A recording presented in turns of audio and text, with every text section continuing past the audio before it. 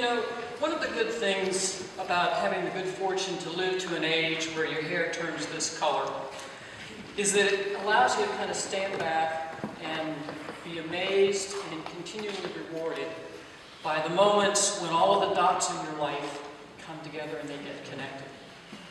And imagine my good fortune this morning when our scripture talks about the parts of the body and how we need all of those to come together. Because as I was reflecting on what it meant for me to live in the light, I found out that I live with my head and with my heart. Now, living with my head is probably no stretch of the imagination for those of you who know me, since that's where I usually reside. And I blame it on my mother. She said I came out of the womb questioning, and I said, that's not my fault. It's your fault that you love to read and that you love words and that you pass that love along to me. It's also not my fault that you taught me what love was all about. And that's where you taught me to reside in my heart. You taught me that good parents raise us to know right from wrong, that they help us to feel love, to feel cared for, to be taken care of, and that they help to teach us things as we grow up in order to live in this life. And they're things that, if we're very lucky, we get to take along with us as we go along. Now, the other way that my mother affected me, because inheriting her love of words and reading, was that when I went off to college, I was an English major. And those of you who know any English majors know how we love symbols.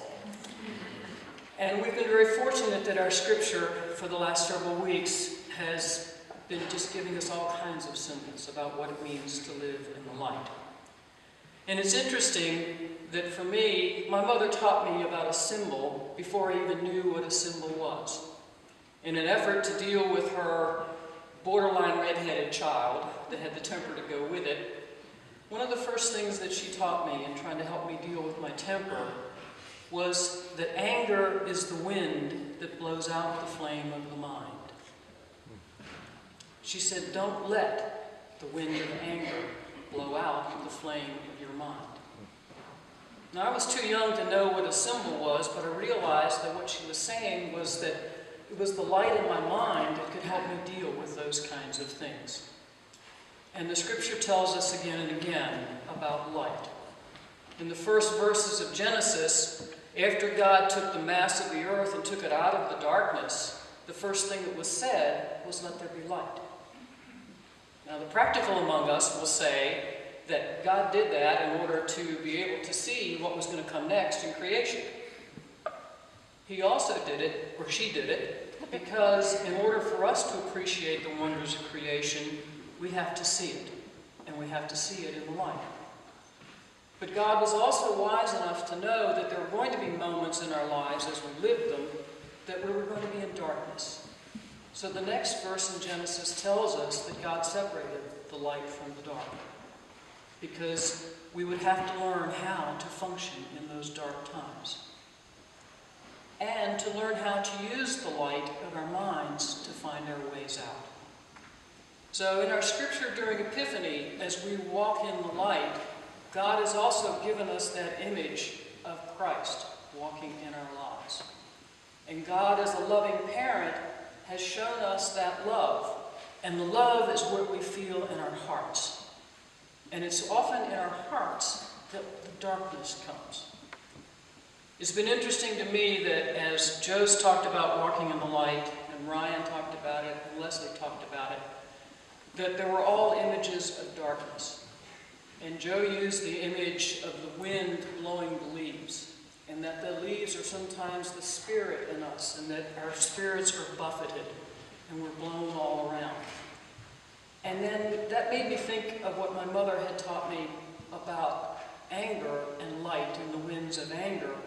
And I thought, I wonder if it's the winds of fear that sometimes blow out the flame of our minds. And do they blow out the flame of our heart?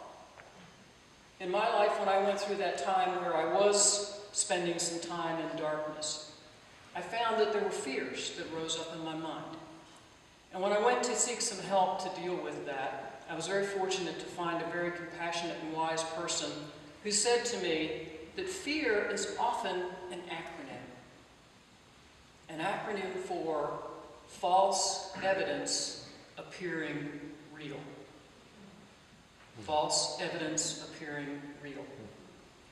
So that if we sometimes go back and we look at what are those things that we're afraid of in our lives, or when are those moments when we're afraid, as Ryan related, it's the fear of the loss of love. Every child, without even knowing it, without being old enough to recognize it, fears that loss of abandonment, the loss of love of a parent. Most of us who have experienced love fear the loss of that love. Leslie shared with us the worst fear of any parent, of having to watch your child pass away before you. And in those moments of fear, that's where if we're very lucky, and if we're very blessed by a loving God as a parent, we somehow, from someplace, from somewhere, are reminded of the love that's in our hearts, and that God, as a loving parent, shares with us.